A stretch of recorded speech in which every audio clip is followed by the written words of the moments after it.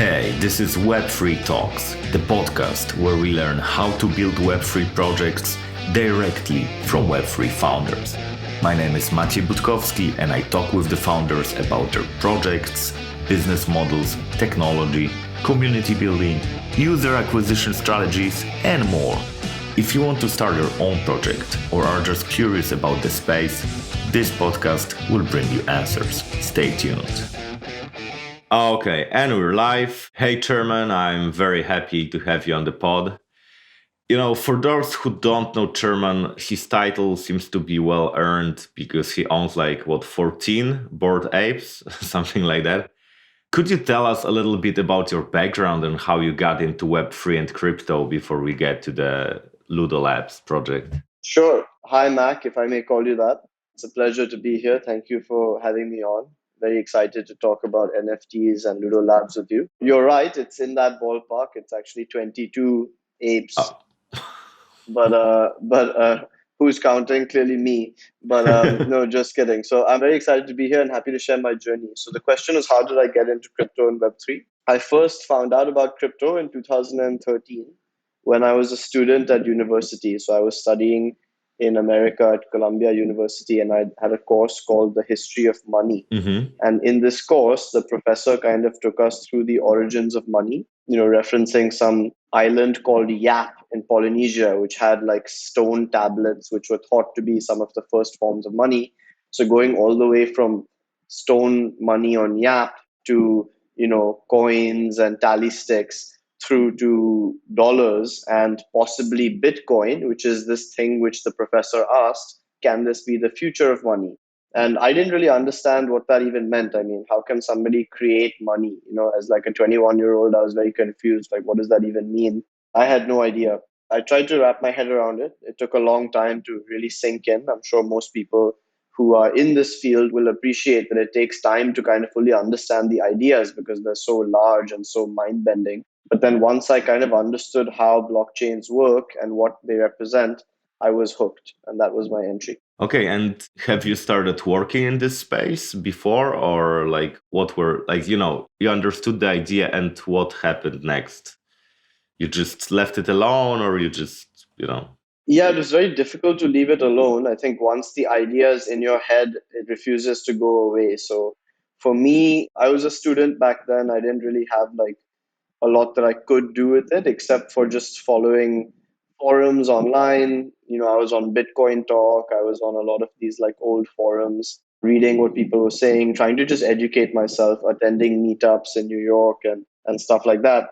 Eventually, a couple of years later, I decided that I wanted to learn how to code and kind of get into this whole world. So I did that, and I ended up co-founding a company in India, which is where I'm from, which was working in the blockchain space. So that company was probably doing the most boring thing in all of blockchain history, which is private enterprise blockchain developer tools. Oh God! But but it was a good learning experience, and we were one of the first companies back then, and the first one to get funded by a bunch of VCs and stuff. So it was a good, interesting learning experience. And since then, I've just remained involved as an investor. So I invest in coins, I invest in NFTs, I advise a few projects, I invest in crypto companies, because previously, before Ludo Labs, the last thing I was doing was running a VC fund. So I was investing in crypto companies, and I've been kind of in the space for a long time. And then now with Ludo Labs, I'm kind of getting back into the operational side of things of actually building. Mm-hmm. Okay. So before we get to Ludo Labs, I will share a quick story how I bumped into that, because it will show how the fact that you own apes kind of make me trust the project. Because I was scrolling Twitter a month ago or something, and I've seen that Madhavan from Questbook liked your post. And this post was a screenshot from an Instagram post by Diogo Dalot, who's Manchester United player. And I know him because I'm Manchester United supporter, and I thought, okay, but there's a hand clap emoji comment from Cristiano Ronaldo. So it got me intrigued because it was post about NFTs. So I was wondering what's that about? And I opened Ludo Labs website, I checked it out, it looked cool. And then I've seen, okay, but who's behind it? And I've seen like just apes and like cool cats behind it. And I was confused for a moment. But, then I talked with my friend and he asked me, okay, but like, what's the due diligence of this product? And I said, okay, but like, apes are behind it. And one of the guy who's like the main guy behind the project, he owns a lot of apes. So because he owns apes and he does the project with professional football players, I don't think these people would risk their reputation to get like, 100 ifs or something. And it's when you're outside of space, this kind of due diligence seems like nuts, because you see someone got like a JPEG of an ape. But yeah, it really works. So could you tell us a little bit like a story behind the Ludo Labs, like how you started it and what's the main idea? Yeah, sure. So I've been interested in NFTs for a long time. I think the first NFT that I got was Decentraland Land back in 2017. Back then we didn't even, the term NFT wasn't used widely or at all, but it was still like an interesting idea. It was a concept that, hey, someday we'll have these things. Even when CryptoPunks came out, they didn't actually have lots of popularity, right? Like CryptoPunks didn't sell out, even though they were free. People Oh, just didn't claim the punks until much later. So, the idea took a long time to settle in, but then I think this year 2021 is when things really just took off. And for me personally, my interest in NFTs was reignited in May when I came across Bored Ape Yacht Club. And me and my co-founders, one of them, his name is Foresight, we are actually good friends from university, and we came across Bored Ape Yacht Club at the same time, and we really liked the art. Something about that ape just seemed very relatable and very cool. So we wanted to own the apes. And at that time, it was like, less than one ETH to buy an ape. So we bought a few apes, not really knowing what would happen. But then we saw the way that the community was so active and so kind of supportive, humorous, passionate, and how the devs behind the project kept building cool features and building cool partnerships to add value to the community. And soon that rocket ship started to take off. And of course, the prices went up. But what became clear is that NFTs are actually a very important technology because they allow people to express themselves. And that's the reason why we use our apes as our identity in the metaverse and online, is because like your NFTs, when you get them in your collection, you feel some kind of bond with them. You feel like they represent you. You really have an affinity to them. And that was a really interesting thing which we discovered. And that's why, I think we're having this whole NFT boom, is because people really relate to and connect with their digital assets the same way that we spend money on our avatars in League of Legends or Fortnite. That's because we spend so much time in those online worlds. We want to spruce them up in much the same way that you might want to spend money decorating your house in the physical world because you spend a lot of time there. But going forward, we spend time in the digital world. So having a digital avatar or a digital home is actually a cool idea that relates to people. And we were completely hooked by Bored Ape Yacht Club and by the NFT movements that were happening. And as we got more and more into it, we began to realize that, in our opinion, the future of NFTs will be something more than just a cool JPEG. While I love JPEGs, and I think digital art is very cool and digital collectibles are very cool, even if they don't have any utility beyond just being a flex that you can show as like a rare NFT on your profile. I think that there's more to come. And I think a lot of people agree that utility is the next wave of NFTs. But in contrast to monetary utility, which is well understood in the context of play to earn games, where you can use an NFT to earn money in the form of, let's say, SLP tokens and Axie Infinity or whatever, we think that there's another kind of utility that NFTs can also enable, which is experiential utility. So by owning NFTs, you can get cool experiences in the real world or in the online world, but these are not monetizable, quantifiable experience, rewards. It's more like the experience itself is the utility. So we wanted to kind of work on that. And one of the things which we love and we're passionate about, our favorite thing in the whole world is football, soccer for the American listeners. So we're absolutely crazy about it. We're like completely fanatical, passionate, like, how it is, right? It's like an yeah. obsession. It's like a lifestyle. So we're very lucky that while we love it and we share that love with, a billion people around the world, we're also in a unique position that we have relationships with these football players. And those relationships are because my colleague Foresight and my other colleague Wolf, who are both co-founders of Ludo Labs, they have been working with these footballers for a long time. They've been kind of friends of the footballers, and they used to play professional football themselves, and that's how they kind of met these players, and they built up a relationship with them, and they've been advising football players on a variety of kind of economic and financial matters because their backgrounds are also in finance and tech, like me. Mm-hmm. So because of those relationships, we have access to these players who are very curious about Web3 and about crypto. And we said, hey, why don't we take the ideas that Bored Ape Yacht Club helped us kind of understand, marry that together with utility, and deliver real world experiences with football players to people around the world who love football the way we do. So that's how the idea came about. Yeah, thanks for this introduction. Regarding this connection, so the listeners can get the idea. During the mint day, Paulo Dybala, who is like one of the best football players of our time and has like 44 millions of Instagram followers, he shared a post about NFT mint, which I was super surprised to see, even though I know that he's involved. Because NFTs are not that obvious to many people, the fact that he had guts to do it, it only shows how close you are with these players. Mm-hmm. What I really like about Ludo is how much value you deliver to the collectors. And I was wondering whether Bored Apes were an inspiration here, because for people who aren't in Ludo, you have a Discord channel where you can discuss football, which is obviously a basic thing.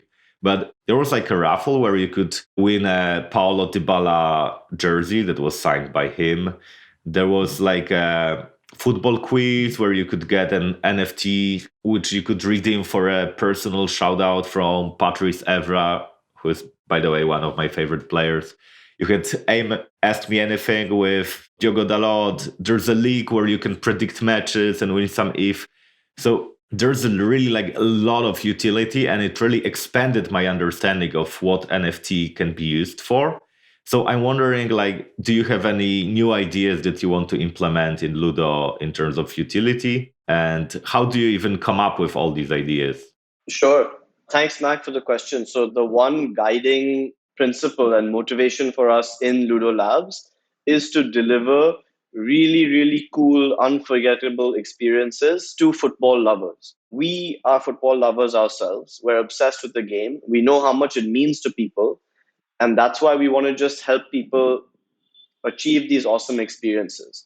And the more we can do that, the happier that we are. And in the process, we want to explore and expand the boundaries of what's possible with NFTs and Web3. So we're definitely influenced and inspired by Bored Ape Yacht Club because they create so much value for their collectors. Like I remember in the early days, as a collector, someone said, hey, did you know that you're getting a free dog? And I was like, what? I don't know. And then they gave me a free dog. And then you're able to get free mutants and serums and all of these crazy things. And culminating in Ape Fest, which was their real world conference where my favorite band of all time, The Strokes, played a private concert for Bored Ape holders. So that's crazy real world utility, and that definitely inspires us at Ludo Labs. And all of these ideas that you mentioned, like quizzes and meme contests and stuff like that, I don't know where the ideas come from. Sometimes we think of them, sometimes the players think of them, sometimes community members think of them. But everything that we do, we want to do it so that for a football fan, it's fun. And I know that I have a lot of fun when I do a football quiz. I know that I enjoy predicting the results to matches because that always makes watching the match more exciting, right? Because you have something riding on the line. Mm-hmm. Yeah, it's all just about kind of having fun and pushing the boundary of what we can do together as a community in this very new world, right? It's a super new world. Nobody can say that they know it inside out. They can predict the future. So we're all kind of learning as we go along, and hopefully people can have really cool experiences while we do that. Yeah, your community is very vibrant. It's not big yet, but I feel it's one of the most active Discord channels that I am part of. And I'm part of I don't know, 50 Discord channels, definitely too many. But I was wondering, because people discuss matches there, sometimes watch them together and comment, what's happening on the screen. They flex their cards, they share their stadium pictures. There's obviously Big Wheel, which is like a legendary person in the Ludo Labs community. So how do you take care of this community? Do you have any, playbook or kind of like a guiding policy that you follow along to make people so active? Because it's really uncommon to see such an active community. Thank you. No, I would say, and by the way, yes, Big Will is an absolute legend. If anybody's listening to this and you have not come across Big Will, then you're missing out. So, join our Discord and you can see the legend himself in action. But yeah, we don't really have like a playbook as such. So, like, we just try to always be honest and be open with the community. And our idea is that if we just treat everyone with respect and honesty, then we expect that of people and we'll create like a positive community, and luckily that's been what's happened so far. One thing that works in our favor is that we're working in an industry which people already really really love, which is football. Right, we're not trying to create something new which has no fans. We're working in a space which already has billions of fans who are super passionate. So people are very happy to come on every day, talk about football, talk about transfers, talk about matches, and of course other things as well, like we discuss NFTs, crypto, and other stuff. But the thing which draws everyone in is a shared love for football, and connecting with people who share that love is a very positive feeling, as you know. So I think that's helped us a lot. Yeah, I think, basically today, I don't think there's a place on the internet to discuss football apart from maybe some Facebook groups. But, long time ago, it was like internet forums and maybe IRC chats. But Yep. nowadays, like, you cannot discuss it in Twitter comments because it's like zero nuance and everyone is like, no, Messi is GOAT, no, Ronaldo is GOAT. Like, Yeah. it's this level of the conversation. Exactly. You can try to discuss it like, on some football news sites, like in the comment section, but it's not that like you don't have your identity there. Everyone can use your nickname and so on. So I think you also fill the gap of this kind of forum for football fans where people can just talk about their teams, discuss this transfer rumors and so on. It's great. You're right. I mean, I love talk about football on various places. Twitter, you're right. It's difficult to have a conversation there. Similarly, Reddit is kind of difficult also because Reddit, like they just like the way that upvote sort of mechanic works. Like if you say something that's super kind of neutral and like it really rewards people who speak in kind of like what's the word I'm looking for? Absolute terms. To play to the gallery. Yeah, yeah. It's sort of like a distorted conversation in a sense. I'm glad that we have the community. I think it's a lot of fun. If any of your listeners are into football, they should definitely check it out because we have very lively chats about all kinds of things from, Barcelona to everything. Everything in the football world is discussed there. I love that personally. I'd like to ask you, like, how did you get the first community members? And do you have any growth strategies right now? I've seen the last video from, well, I forgot the name, but like this YouTuber, it was really good Fiago. video. Yeah, Fiago. So could you tell us a little bit like how have you built the community and how do you plan to expand it? Sure. So I think when we started out, we were just telling our friends and family and sort of posting about it personally everywhere because our assumption was that the footballers themselves will post about it and then that'll help us get lots of people into the community because the footballers have millions of followers, as you pointed out. What we realized then is that actually, like, although footballers are posting about it, it's not resulting in like a lot of conversions. And when we dug deeper, we saw that that's because in the football world, there's a lot of mistrust of NFTs, a lot of mistrust and a lot of misunderstanding. People don't get what NFTs are. They think that they're a scam.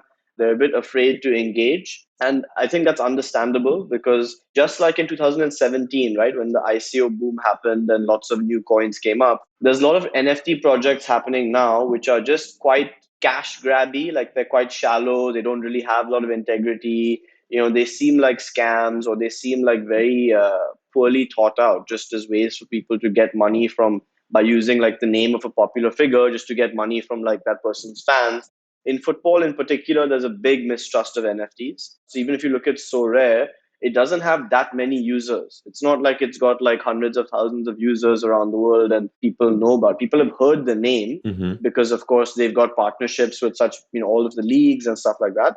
But if you talk to the average football fan who's maybe even a crypto investor, probably they haven't bought a Sorare card or any other football kind of NFT. In a way, it's strange, but in a way, people would rather buy an NFT of like a hungry hippo, which is just like some faceless anon project, than buy an NFT of one of their favorite sports stars, simply because that hungry hippo is more kind of secular. It's more like neutral, and maybe it'll go up in value a lot.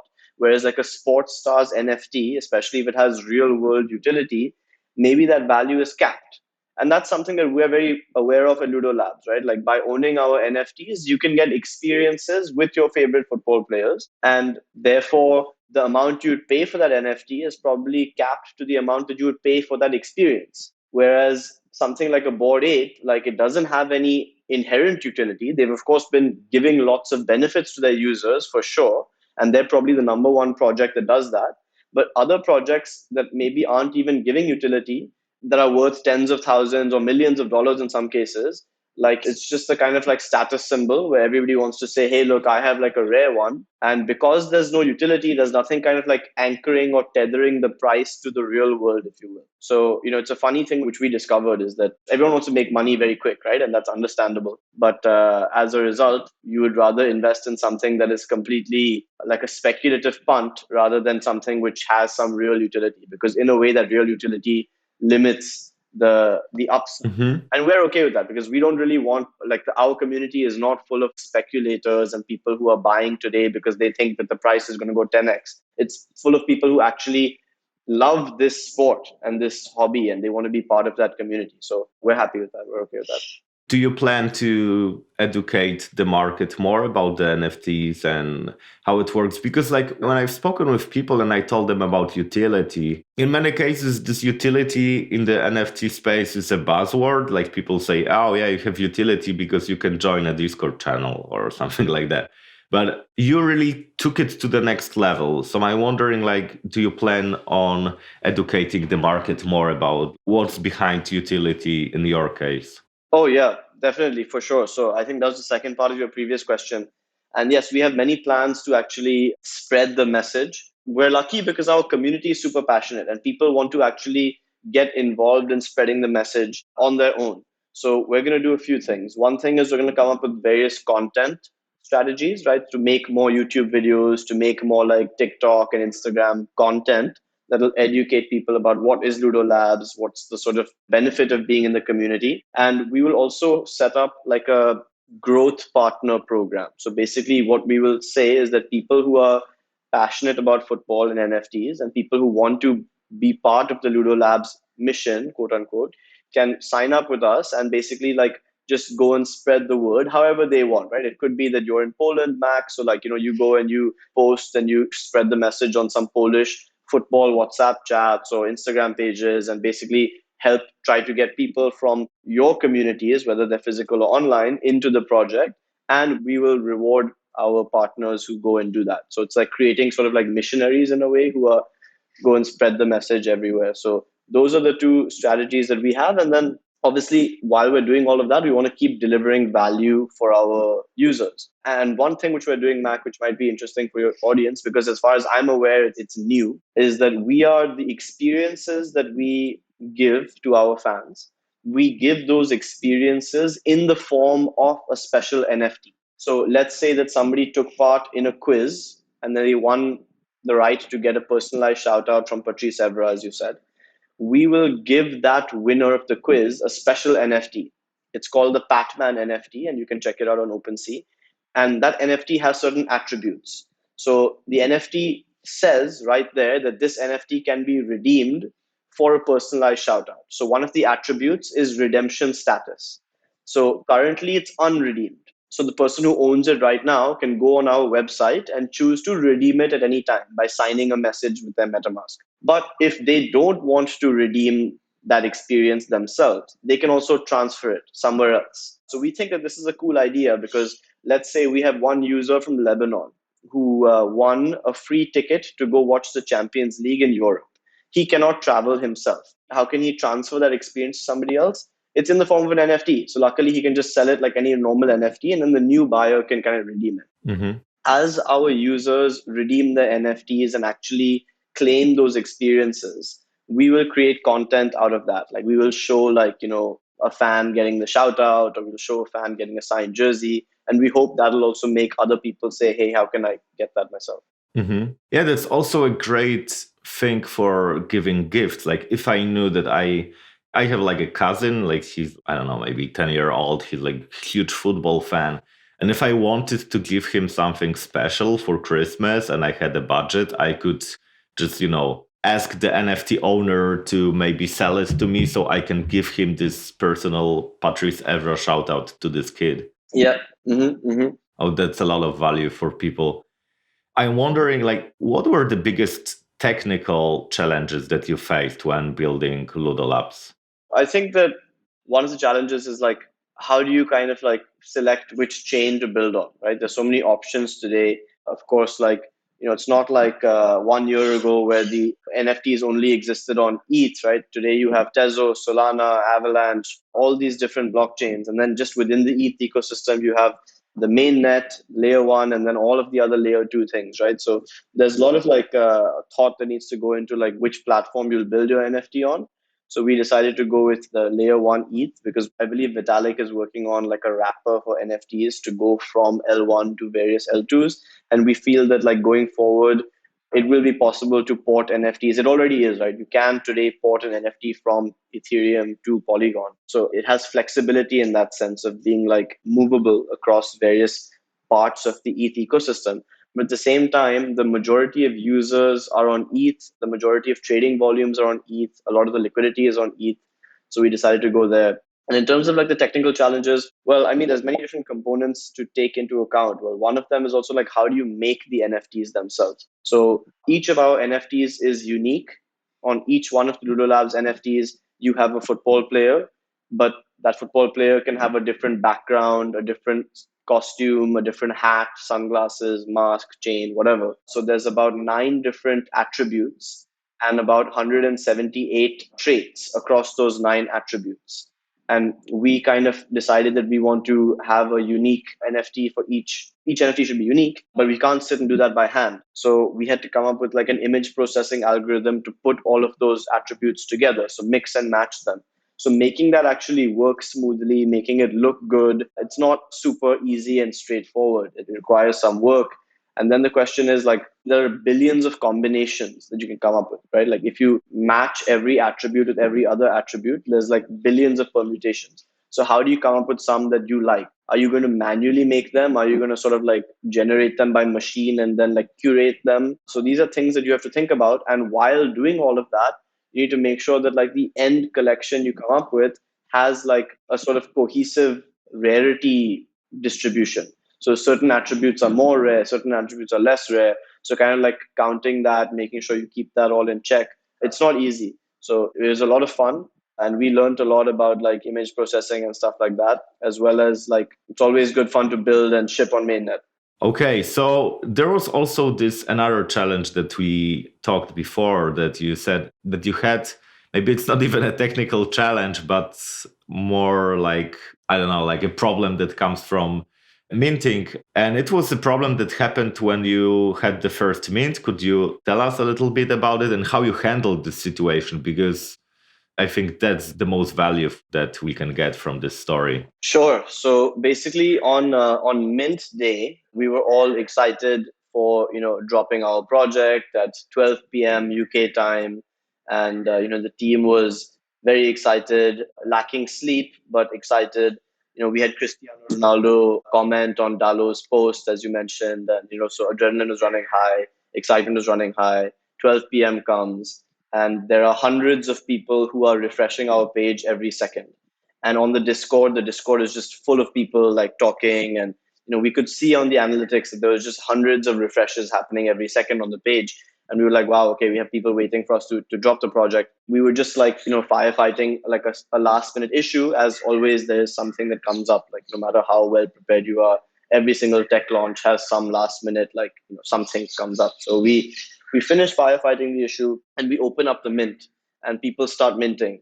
And we sell out like roughly 22% or something like that of our entire collection in like a few minutes, in like 5 minutes or so, maybe. And we're like, okay, wow, this is going really well.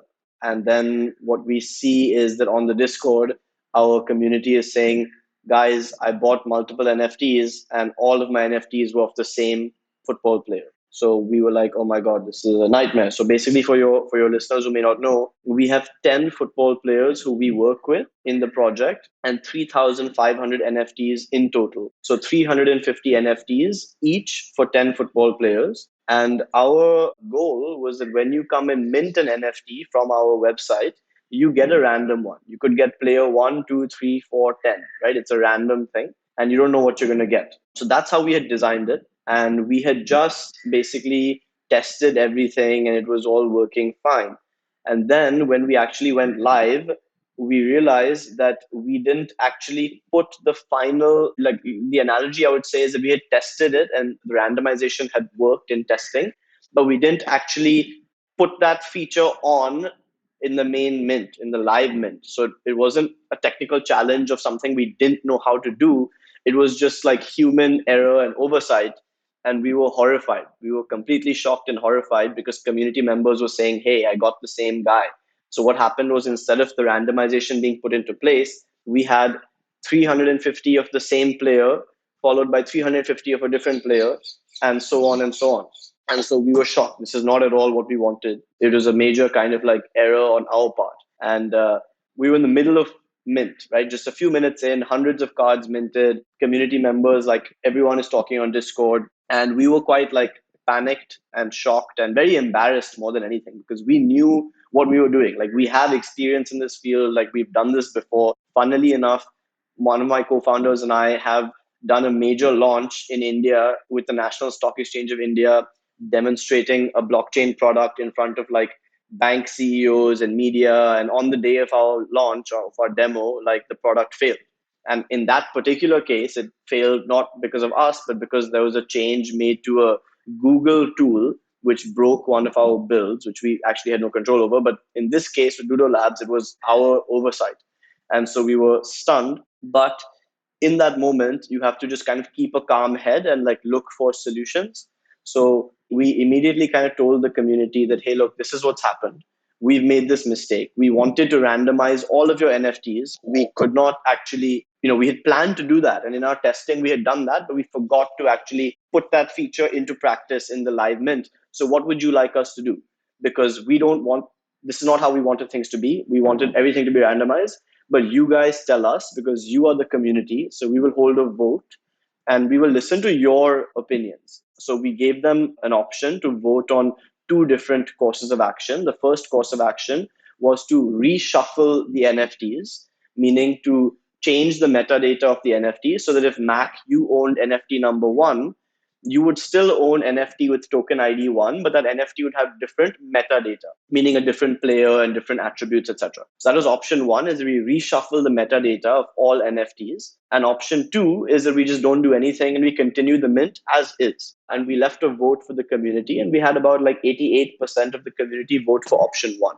We said, okay, fine, we'll listen to your views. And we reshuffled all the metadata. And the way that we reshuffled the metadata was that we had like already the metadata on kind of IPFS. The metadata basically consists of an NFT is just like a token. It's a token which exists on a blockchain. But what distinguishes that NFT from another NFT is the fact that it has some metadata. The metadata is basically like a JSON object, it has some attributes such as footballer Dybala, costume X, etc., etc.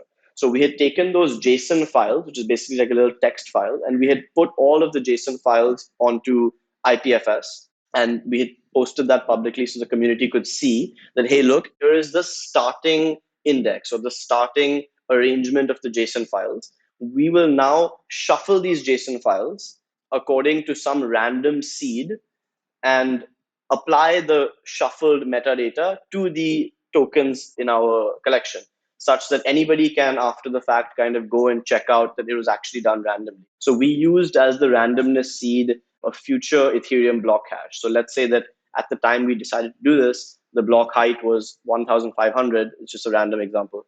we said that, okay, we'll use the block hash of 1517 because we cannot predict that. Nobody can predict that block hash before time. And we will take that unpredictable block hash, use it as the randomness seed to a randomizer script. And then the output of that script will determine the shuffled order of the JSON files and therefore the new data that applies to each NFT. And we kind of open sourced everything and posted everything on our Discord so the community could kind of see the way that we did it. But we wanted to be as kind of transparent and open and communicative as possible. And a lot of people, of course, were understandably upset when this happened because some people got like a really cool NFT, right? A very rare NFT. And then we were telling them, hey, we're actually going to reshuffle this NFT now in accordance with the community's wishes because of a mistake that we made. And they were like, I don't like that, right? And they got upset and they left. So we had a few people leave the project and we had the momentum stall on the project, right? Whereas we had hundreds of people minting and refreshing simultaneously, a lot of them kind of like, went away when this problem took place because it took us an hour or two to fix it. So we had some people who left the project, some people got upset with us, but luckily the community, the majority of them were very supportive, very understanding and patient, and they really like helped us and supported us and encouraged us. And yeah, they stuck with us, and we managed to fix the issue. So everything is fixed now. People, are kind of everything is working as intended. So yeah, like a really, really, really kind of one of those experiences that puts gray hair on your head, right, and like makes you learn a lot. The only thing I can say is that we made a silly mistake, and hopefully it's our last one. It's not our first one. Hopefully it's our last one. But either way, was awesome to see was how the community really supported us. And I think one reason why is because we were very honest about the whole thing and very kind of transparent about everything. Yeah, I was there during the mint and I've seen this whole story from the first row.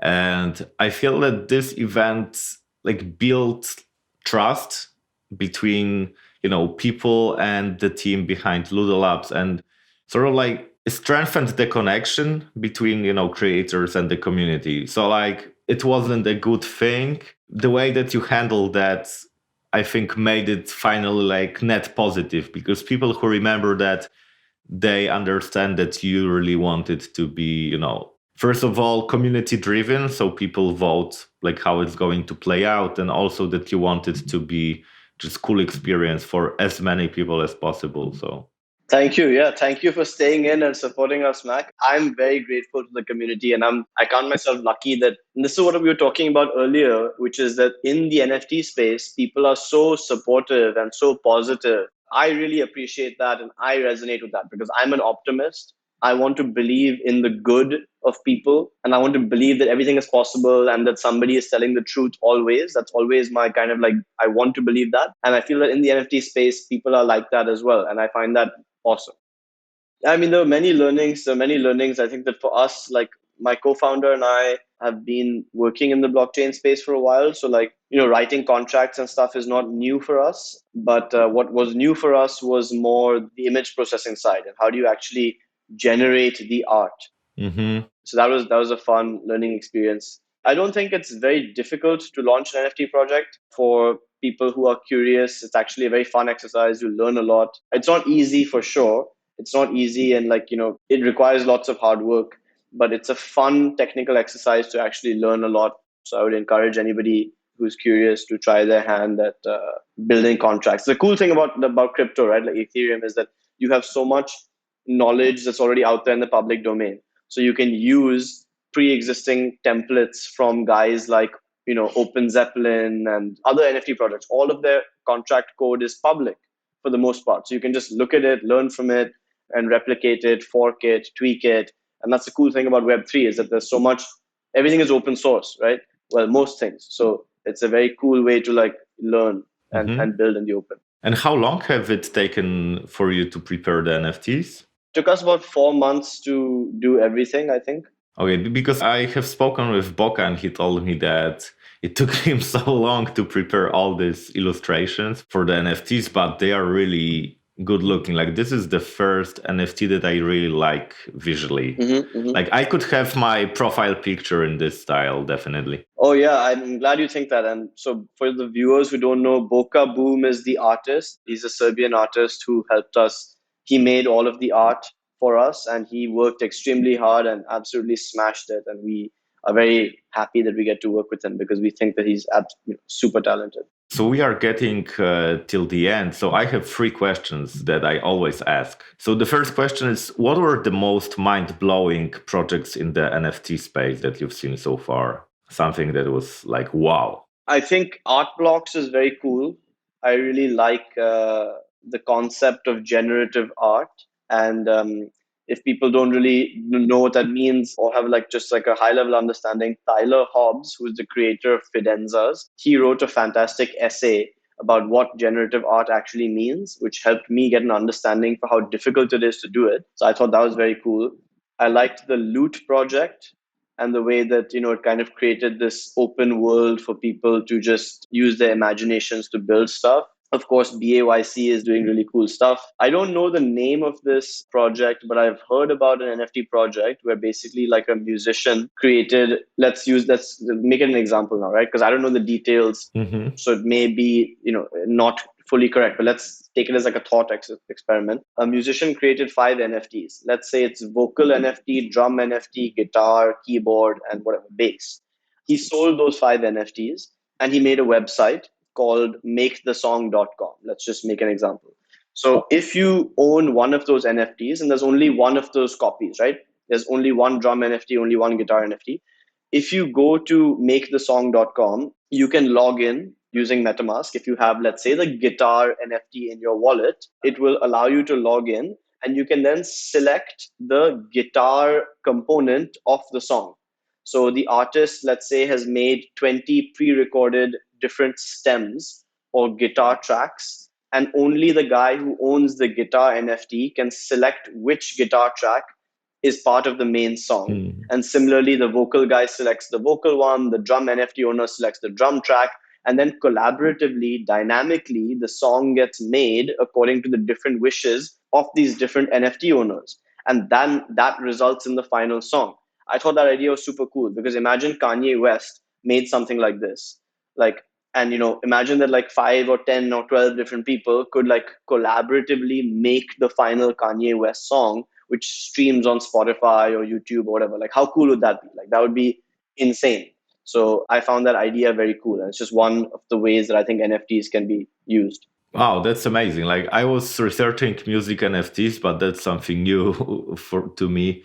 And also like this feeling that you kind of co-created the song that is being played. Like, yeah, I own a Blouse, like worst case NFT. Yeah. And this idea that like whenever I play it on Spotify, I feel like I'm kind of like an owner of this song is super cool. But feeling that you are a co-creator of the song is just the next level of, awesomeness. Yeah. And what was like the thing that made you really laugh or smile in this Web3 space? Like some kind of project or a person or an anecdote that you had? Well, I mean, like often I just find myself like shaking my head in disbelief because like, we're like trading monkey pictures worth like thousands of dollars, millions of dollars in some cases. And it seems so insane.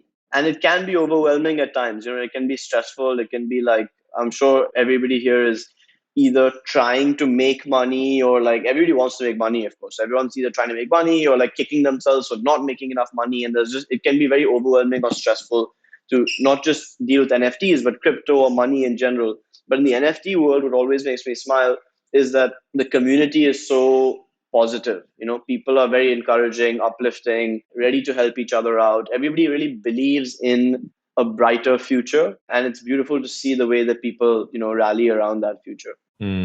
Yeah, I feel you. Like, I feel that in this community, there's like no stupid ideas. Yeah. Like, there's this kind of encouragement to do whatever the fuck you come up with and just put it out there and see how it works. So this is really a really nice attitude. Okay. So the last question I have, because it was super interesting conversation, I'm very glad that we could talk. The last question I have, do you have any idea whom I should invite next? Like who would be a good fit for this kind of conversation? Someone who either runs or co-builds a project in the Web3 space? Yeah, I mean, have you spoken to Madhavan yet or not? Yeah. He was my first guest. Oh, okay. Really? Yeah. So he's amazing. Love him, what he's doing. Guys from Polygon, I think, could be fantastic fits. I think very impressed with what they do. Maybe Mihailo or someone else from Polygon. There's an Indian company called Mudrex, which is doing something very cool. I don't know if you've spoken to Rohit. Have you spoken to Rohit from Mesh Yeah. as well? So maybe I'm just going through all of your existing guests, but these are people who I know because of the Indian crypto movement. Yeah, but like the guys from Polygon might be a good fit. But I feel that the fact that you mentioned Madhavan and Rohit is kind of like a positive thing because it means that the people that I've spoken with are, top Indian founders in the Web3 space. So this is cool. Oh yeah, 100%, 100%. If like I think that we're going to hear a lot more about Madhavan in the coming years. I think he's going to be a major force in Web3, and Rohit and the team at Mudrex as well are like just like top quality, and the stuff that they're doing, making crypto investing easier, is awesome. So yeah, 100% very high quality guests that you've had on here. Hopefully, I live up to that billing. But otherwise, I mean, outside of that, I think the creators of Wolf Game, I'd be very curious to hear about Wolf Game, how that's going. Divine Anarchy is a very interesting NFT project, which has a very ambitious goal for being the first social experiment of tribe making on the blockchain, where you can select your tribe and battle other tribes in like this online kind of war game built on NFTs. There's so many cool projects. I would love to hear about any of those, even any of the artists from Art Blocks. I mean, there's just so many people who I would love to hear their stories. Okay, thanks a lot for these recommendations and for our chat. And well, I see you on the Discord channel of Ludo Labs. Yes, sir. Thank you. And hopefully some of your viewers join us as well. Yeah, you're more than welcome to take a look. You don't need an NFT to see the channel and just talk with people. So really take a look because it's really worth it. Thank you so much, Mac. Very nice to be here and see you soon on the Discord, sir. See you.